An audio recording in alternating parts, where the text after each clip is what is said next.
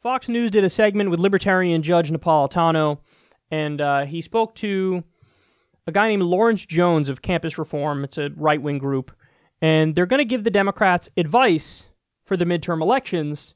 This should be good. Do they harp on the more prickly and less attractive aspects of the president's personality and of the president's persona?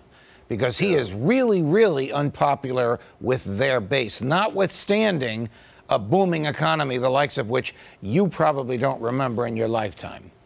Yeah, they follow what I call the bouncing ball, and the president plays them time and time again, because he knows that that's what they follow. It distracts from the accomplishments. You cannot deny the financial aspects of this economy that this president has been able to accomplish with tax reform and cutting deregulation regulations in Washington.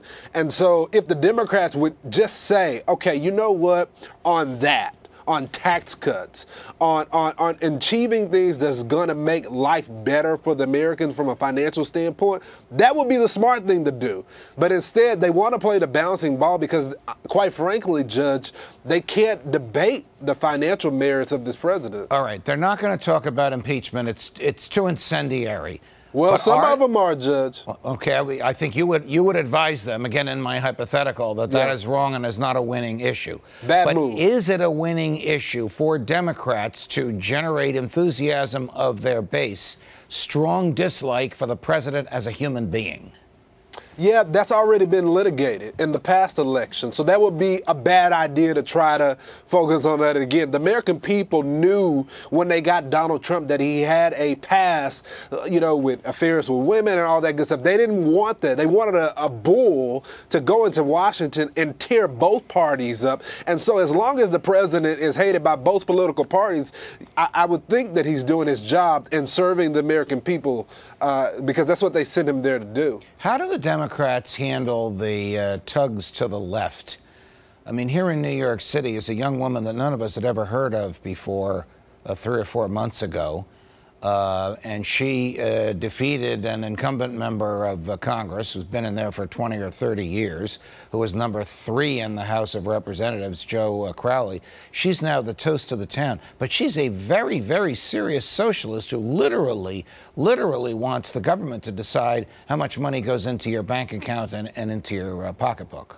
Well, as it relates to the Democrats, they have already lost the socialism battle. The argument, they have lost their party to socialism. The only thing we can do now is the right has to defend it off. And I would caution all the people on the right that are laughing at Ocasio-Cortez, because there is a real movement on the left. Yes. And I remember when they laughed at a junior senator that went around the country speaking about hope and change, and he ended up being the president of the United States and got elected twice. And I'm not sure that I know a lot of people on the right don't like him, but he's still a pretty popular president. So I would encourage people not to laugh at this movement, but to destroy the movement by saying, look, a guy that grew up poor like me, why do you work so hard for the government now to be able to take that money and they decide where you go with that money? So it's a nonsense.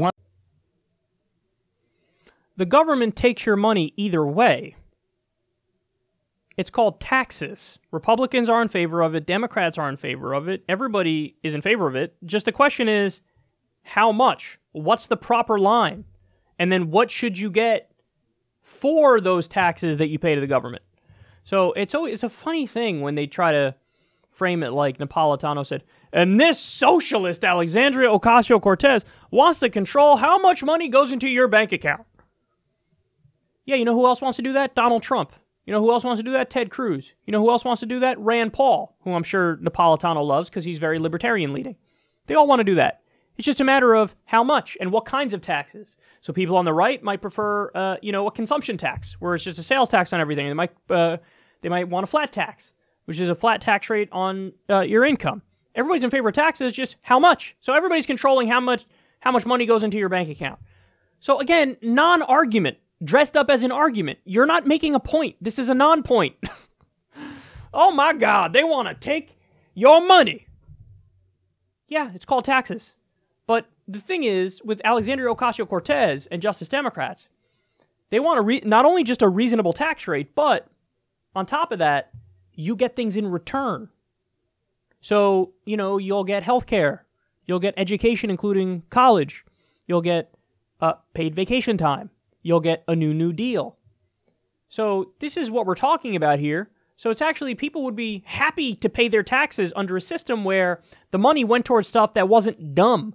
Like right now, we put it towards wars, and we put it towards corporate welfare and Wall Street bailouts and things of that nature. We don't want that. We don't want that. We don't want that. Now, here's the part of this one that made me laugh the most, that I thought was the most interesting. I like how, see, Fox has been doing this a lot recently. They do these segments where they're like, oh, we're gonna describe to the left how the left can win. Because who would you like to take advice from more than Fox News on what's healthy for the left? That's like the last place you should go for advice for the left. Okay. And he says, you cannot deny the financial accomplishments of Trump. So you would think that, the Democrats would know, at the very least, they can come out and say, oh, the tax cuts are good and the deregulation is good. Because you can't debate that one. The Democrats have no counterpoint to that one. So in other words, mighty convenient here, but the advice that you have for the opposition is, agree with me and tell me my core philosophy is correct. Yeah, I'm going to go ahead and say no. That's not going to happen. And of course, there's a freaking counter-argument, and it's sad that you don't know it, or at least you're pretending not to know it, because the counter-argument is actually the correct argument. Wages are stagnant. They've been stagnant since the 1980s. Half of workers in America make $30,000 a year or less. 76% of Americans live paycheck to paycheck. People are struggling. 29 million people don't have health insurance. Deregulation led to a crash in 1929. It led to a crash right when Reagan got out of office. It led to a crash in 2007 and 2008 with the subprime mortgage crisis and the Great Recession. So deregulation and tax cuts for the rich and corporations leads to a boom-bust cycle. This is trickle-down economics. It's failed every single time it's been tried in history. But your argument is, okay, Democrats, at least admit that on this one you're wrong. No, because we're right. The left is right. Democrats, most elected Democrats have no idea what the fuck they're talking about. But the left is correct when they go, no, this is terrible. This is going to be horrendous. The bubble's going to burst and it's going to hurt. And people are already hurting. You know who bounced back from the crash? The top 1%. Everybody else is still struggling. And you would know that if you weren't too busy parroting nonsensical Republican talking points.